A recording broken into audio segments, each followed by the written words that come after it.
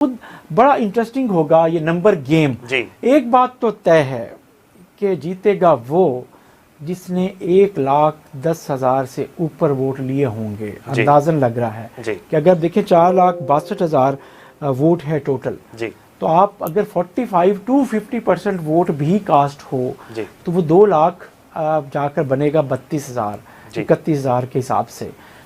तो उसमें से किसी एक उम्मीदवार को जीतने के लिए 1,10,000 1,15,000 1,20,000 का वोट लेना पड़ेगा।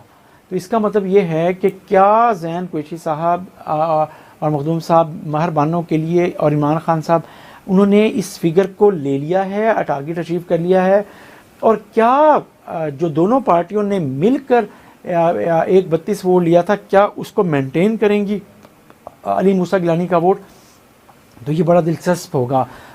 ये जो मेरा ख्याल है एंगल है। जी बिल्कुल, ये फिगर्स जो हैं ये बड़े दिलचस्प होंगे और ज़ाहिरी बात है गुज़श्ता इलेक्शन में पीपल्स पार्टी, नून लीग, पीटीआई अलहदा तीनों जमातें जो थीं वो कॉन्टेस्ट कर रही थी, इलेक्शन लड़ रही थी, और अब पीडीएम के जो अम्ब्रेला है उसके नीचे पीपल्स पार्टी भी और नून लीग भी सिर्फ अली मूसा गिलानी के लिए उन्होंने कैंपेन की, और इसमें बड़ी अहम ये फिगर्स जो होंगे ख़ास तौर पे नताइज के बाद ये फिगर्स सामने आएंगे।